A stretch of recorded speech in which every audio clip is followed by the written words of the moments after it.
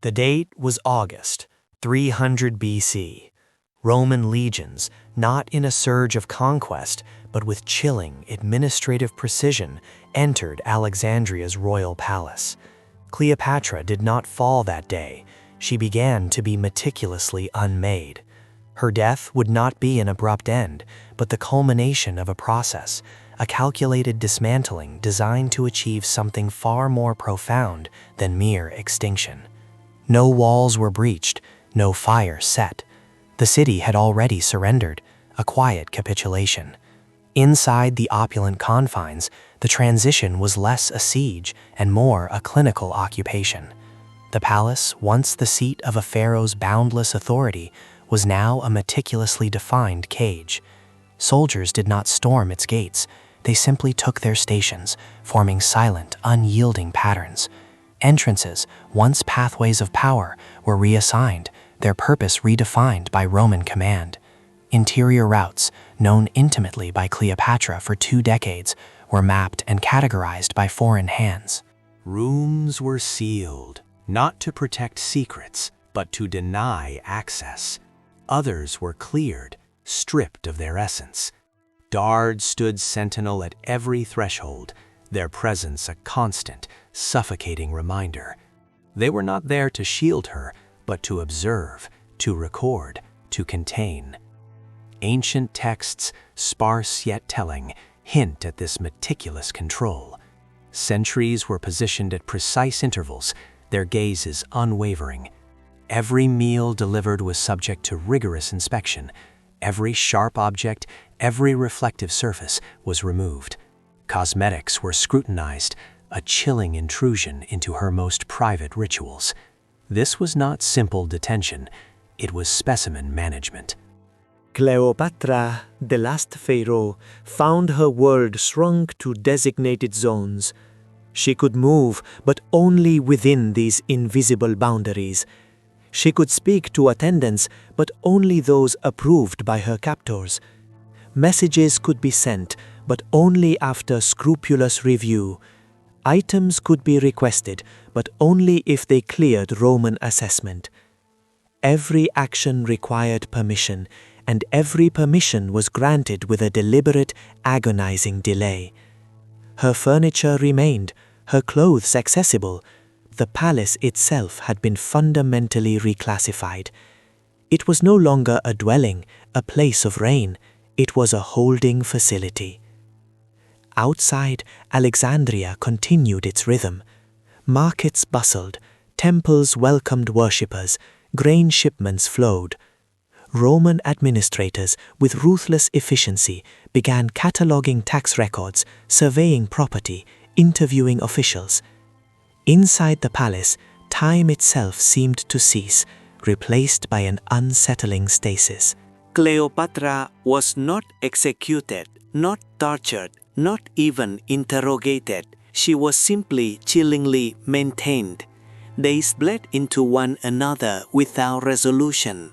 She sent requests to meet Octavian, the victor. They were acknowledged, never answered. Letters were delivered, responses perpetually delayed. Proposals submitted, decisions postponed indefinitely. Roman power did not openly reject her, it processed her, slowly, methodically. This delay was no accident, it was the very language of their control. Outcomes were determined not by outright refusal, but by the relentless management of time. Each unanswered message, each suspended request reinforced a singular brutal reality. She could no longer initiate anything. Her daily routine, once a tapestry of imperial command, became structured by absence. Meals arrived, but at unpredictable intervals. Attendants were present, yet rotated without pattern. Requests were logged, yet their fulfillment remained suspended in an administrative limbo. The palace, once a familiar sanctuary, transformed into a complex map of restrictions. Certain corridors were open, others abruptly closed. Some rooms remained furnished, others stood starkly emptied. The layout she had known for years was reconfigured into zones of permission and denial.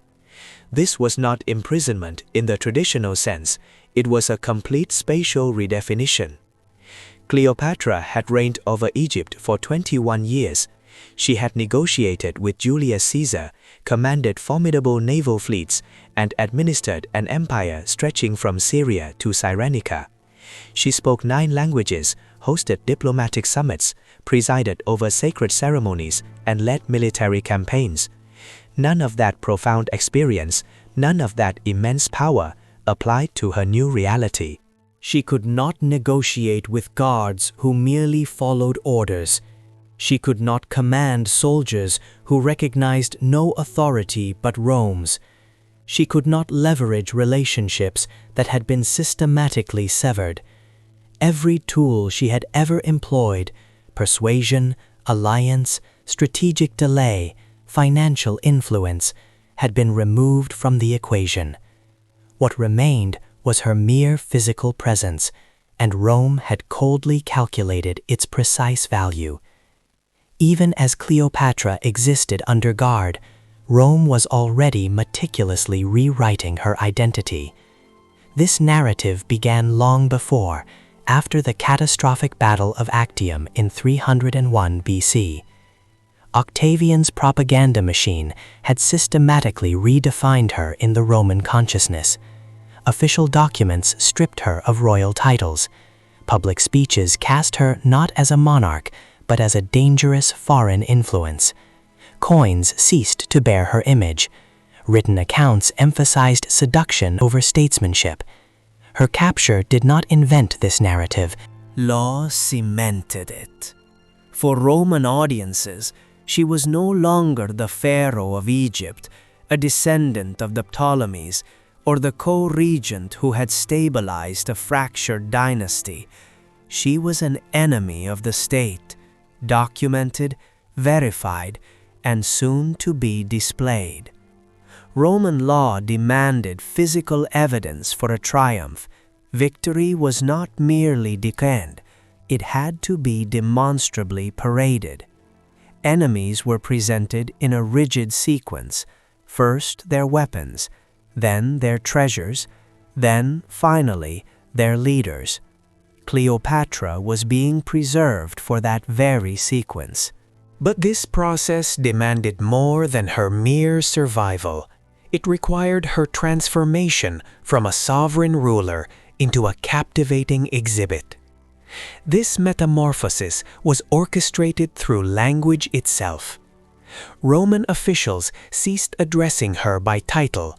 Messages referred to her simply as the Egyptian or the woman. Diplomatic protocols, once meticulously observed for foreign monarchs, were replaced by clinical instructions for handling captives. Her authority was not simply stripped, it was reclassified, categorized into obsolescence.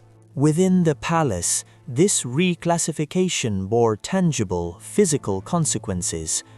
Items associated with royal function were systematically removed. Seals, once symbols of her command, were confiscated. Ceremonial objects were catalogued, official correspondence collected. Anything that signified administrative power was separated from her personal quarters. What remained were her personal effects, yet even these were meticulously sorted. Jewelry was inventoried, cosmetics were examined, clothing was inspected. The fine line between personal property and state assets was now being drawn by Roman assessors, and Cleopatra could only watch as her life was dissected. On August 3, 300 BC, a mere 2 days after the occupation began, Cleopatra was granted an audience with Octavian. This was no negotiation, it was an inspection. The meeting took place within her own palace, yet the room itself had been completely cleared by Roman soldiers. Guards stood at every entrance, their silent forms emphasizing the shift in power. The furniture had been rearranged, the space she had commanded for 2 decades, now configured entirely for Roman purposes. Octavian entered, accompanied not by advisors, but by scribes, The meeting was to be documented, every word, every gesture, recorded for Roman posterity. Ancient sources offer tantalizing fragments of their discussion. Cleopatra reportedly attempted to justify her alliance with Mark Antony. She presented financial records, offered access to the royal treasuries, and proposed terms for her children's safety. Octavian listened. He did not refuse her requests. He did not accept them. He simply acknowledged them. Then he left. The meeting lasted less than an hour. No agreements were formalized. No promises were made. No timeline was established. Yet the meeting served a critical function. It confirmed that Cleopatra still believed negotiation was possible. And that belief, Rome understood, was profoundly useful. As long as she clung to the hope of a pending resolution, she would remain compliant. She would not attempt escape. She would not organize resistance. She would wait. And waiting was precisely what Rome needed her to do, because every day she waited was another day Rome could meticulously prepare for the grand triumph. Plutarch records that after the meeting, Cleopatra believed she had made progress. She interpreted Octavian's restraint as clemency, his silence as flexibility. But Octavian's restraint was not clemency. It was a calculated delay. He had already sealed her fate. He simply had not disclosed the timeline. Cleopatra's claim to power had never rested solely on her own authority. It rested on succession. Her eldest son, Caesarion, publicly acknowledged as the biological child of Julius Caesar, represented a problem Rome could not simply parade. His very existence complicated Octavian's carefully constructed narrative. If Julius Caesar had a legitimate heir, Octavian's own claim to Caesar's legacy became disputable, weakened. A living son with both royal and Roman lineage created a dangerous potential rallying point for any lingering opposition. Caesarion was 17 years old in 300 BC. He had been sent away from Alexandria before the city's fall, evacuated south towards the Red Sea, with instructions to reach India if necessary. But he was recalled. Sources conflict on whether he returned voluntarily or was intercepted. What remains tragically certain is that he was executed shortly thereafter. The method is not recorded in detail, but the decision was Octavian's. His advisor, Arius, is quoted by Plutarch with chilling brevity. Too many Caesars is not good. Caesarion was removed from the equation permanently. The other children, however, were not. Cleopatra had 3 younger children with Mark Antony: Alexander Helios, 10 years old, Cleopatra Selene, also 10, and Ptolemy Philadelphus, 6 years old. They were taken into Roman custody alive, not as prisoners in the traditional sense, but as assets to be reassigned. Roman practice did not automatically execute the children of defeated enemies. It absorbed them. They were transported to Rome, placed into respectable Roman households, and raised under careful Roman supervision. Cleopatra Selene would later marry Juba II, the Roman-appointed king of Mauritania. She would govern as queen, mint coins bearing her image, and produce heirs who would integrate seamlessly into the Roman imperial lineage. But this future was not presented to Cleopatra as reassurance. It was presented as removal. Her children would survive, yes, but not as Egyptians, not as Ptolemies, not as heirs to her dynasty. They would continue, but as Roman assets, their future meticulously orchestrated by the victor. For Cleopatra, this clarified the brutal terms of her situation. Rome did not need to kill her children to neutralize them. It only needed to relocate them, to redefine them. And once they were relocated, her leverage evaporated entirely. She could not negotiate for their safety. They were already secure by Rome's design. She could not bargain for their release. They were already being processed, absorbed. She could not protect their future, because that future was now being determined entirely by Rome. This was not a threat. It was inventory redistribution, bureaucratic nullification of her maternal authority. The separation of her children from Cleopatra was a gradual, insidious process. It began subtly, almost imperceptibly. First, they were moved to different quarters within the sprawling palace, ostensibly for their comfort, perhaps for better supervision. Their daily schedules, once tailored to Ptolemaic traditions, were systematically restructured, each hour now defined by Roman rhythm. Latin lessons began, an immersion into the language of their new masters, a linguistic severing from their birthright. Cleopatra was permitted to see them, but only at designated times, and these precious moments grew increasingly infrequent, not as overt punishment, but as a deliberate transition. The children were being meticulously prepared for transport, detached from their Egyptian identity before they could be fully integrated into Roman society. This detachment demanded the systematic removal of maternal influence. Visits were reduced, then closely supervised, then finally discontinued altogether. By the time of Cleopatra's death, her children had already been relocated to a separate facility, physically absent from her final days, already designated as Roman property. Octavian's intention, from the moment Alexandria fell, was chillingly clear. Cleopatra would be brought to Rome alive, displayed in his triumph, and then simply archived. Roman triumphs were not merely celebratory spectacles, they were bureaucratic demonstrations of conquest, rigid in their procedural order, every element catalogued, every participant assigned a precise position. The sequence was unyielding. Magistrates and Senate members, then trumpeters, followed by carts laden with spoils of war. Next came visual representations of conquered territories, then sacrificial animals, and finally the captive leaders, walking in chains. The victorious general and his army brought up the rear.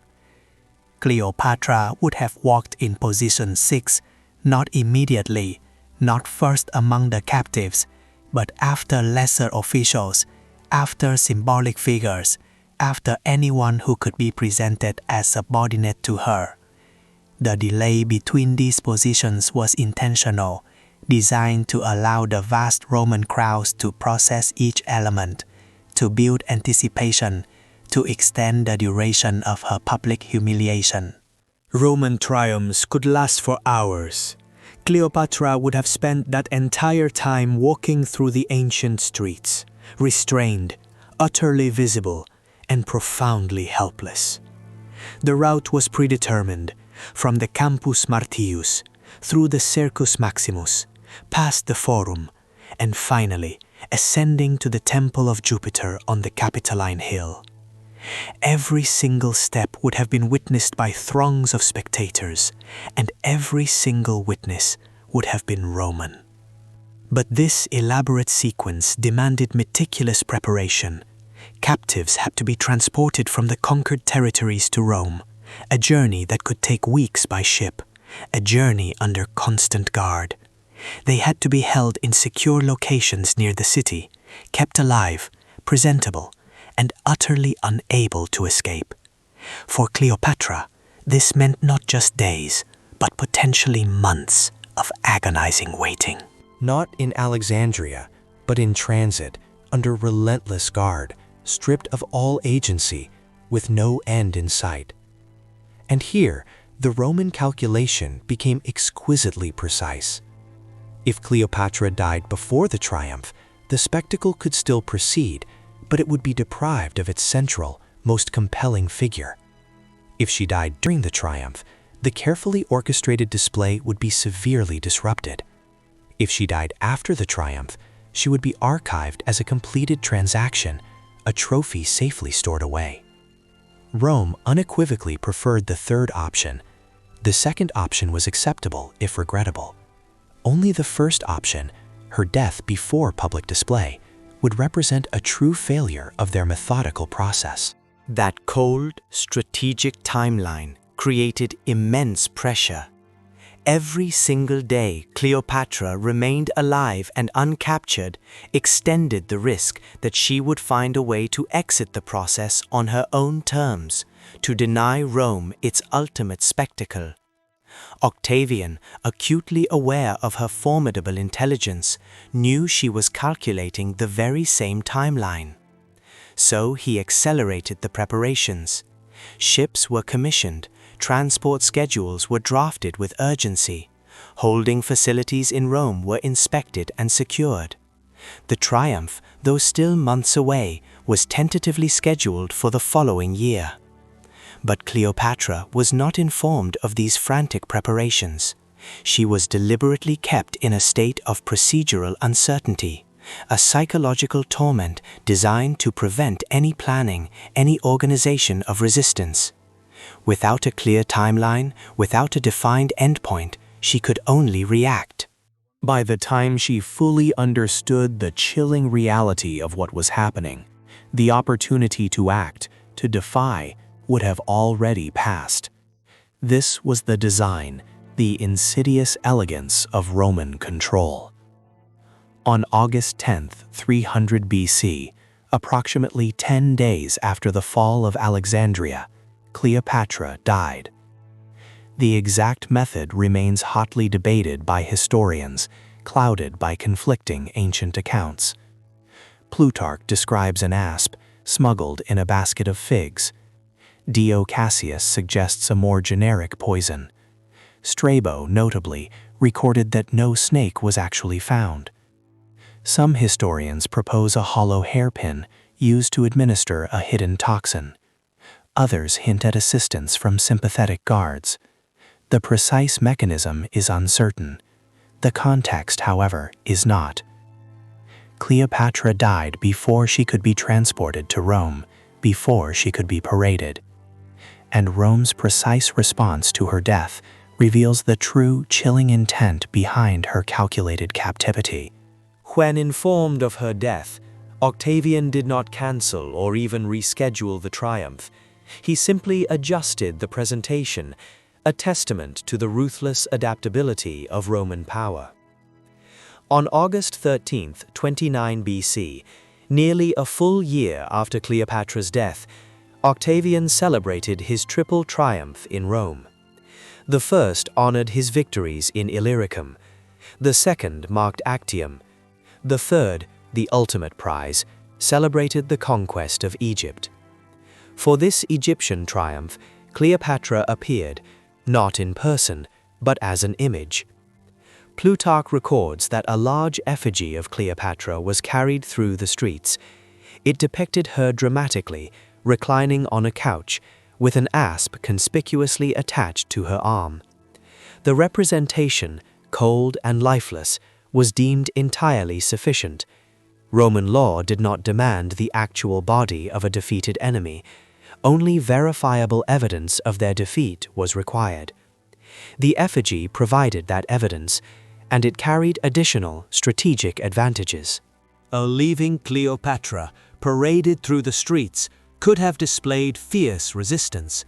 She might have refused to walk, spoken defiance to the crowds, or worst of all, created a moment of profound, unpredictable chaos. A mere representation, however, could do none of these things. It was controllable, predictable, and repeatable, an inanimate puppet in Rome's carefully scripted narrative.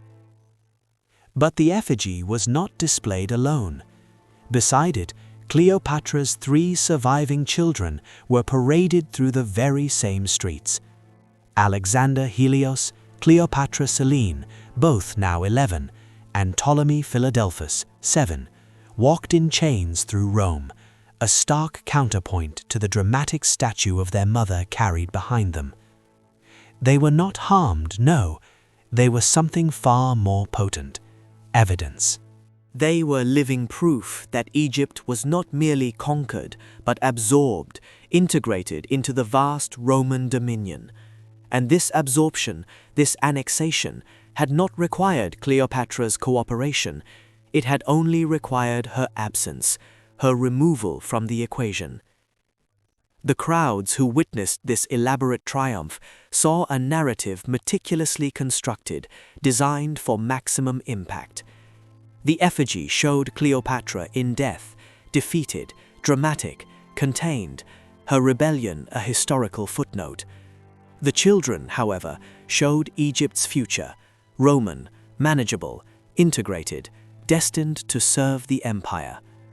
Together, they communicated a single resonant message. The Ptolemaic dynasty was over, not violently destroyed, but definitively concluded, filed away. After the triumph, the children were reassigned once more, their fates sealed. They were placed in the household of Octavia, Octavian's esteemed sister and Mark Antony's former wife.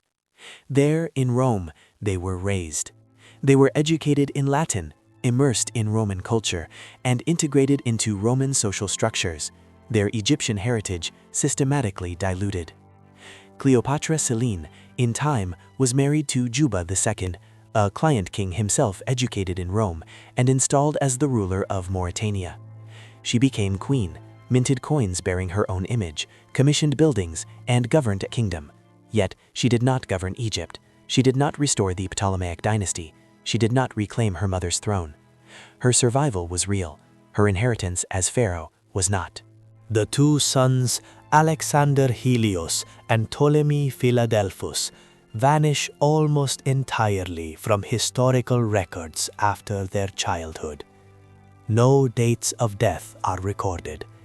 No marriages are mentioned. No positions of influence are noted. They were absorbed into Roman society so completely that they were effectively erased from their royal lineage, their identities subsumed. This was the final, devastating consequence of Cleopatra's captivity, not her death, but the profound redirection of her entire legacy. Rome did not need to erase Cleopatra from history itself. It needed only to control which version of her would survive, which narrative would endure, and it succeeded with chilling efficacy. For 2,000 years, the dominant image of Cleopatra was not the multilingual diplomat who tirelessly stabilized a collapsing dynasty. It was not the shrewd administrator who managed famine relief and economic reform. It was not the formidable naval commander who deployed 60 ships at Actium.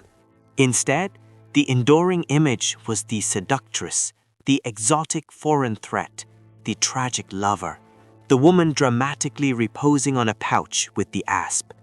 That version was meticulously constructed in Rome, triumphantly displayed in Rome, and powerfully transmitted through Roman sources. And Cleopatra, tragically, was not present to contest it, to speak for herself. Even her death became an integral, carefully crafted part of the narrative Rome desired to tell. The asp, that ancient, sacred symbol of Egyptian royalty, was repurposed, transformed into the instrument of her destruction. The pharaoh of Egypt, so the story went, was killed by her own symbol, a poetic, self-inflicted demise. That story was too perfect, too symmetrically tragic to be accidental. It was designed, and whether or not it was literally true became irrelevant, because the story served Rome's purposes far better than the truth ever could. It painted Cleopatra as theatrical, irrational, and ultimately self-destructive. It positioned her death as an admission of defeat, a dramatic surrender. It transformed what was, in all likelihood, a calculated, defiant exit into a romantic, impulsive gesture. And that transformation, once cemented, lasted for millennia. Shakespeare immortalized the asp, Hollywood visualized it, popular culture repeated it endlessly. The version of Cleopatra that Rome so effectively created in 29 BC is the version that still overwhelmingly dominates public consciousness, not because it was accurate, but because it was ruthlessly controlled. Cleopatra's final weeks were not defined by drama or grand pronouncements. They were defined by an insidious process: surveillance without interrogation, detention without formal charge, delay without resolution, time without agency. Roman soldiers did not torture her. They did not humiliate her publicly. They did not force confessions. They simply, systematically, removed her ability to determine any outcome in her own life. And once that ability was irrevocably removed, her physical presence became optional. She could die, and the triumph would proceed. She could live, and the triumph would still proceed. The ultimate outcome for Rome was identical. That devastating realization was the true mechanism of her end, not the poison, not the snake. It was the understanding that survival and erasure could, in her case, coexist perfectly.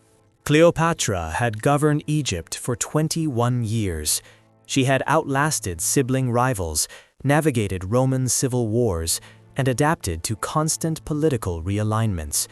She negotiated with Julius Caesar, commanded Mark Antony's fleet, and courageously stabilized an empire fracturing at every border. But in her final days, she could negotiate nothing, command nothing, stabilize nothing. She could only wait, and Rome had calculated precisely how long that waiting would need to last for their own purposes. Her children survived. Her dynasty did not. Her image endured. Her authority did not.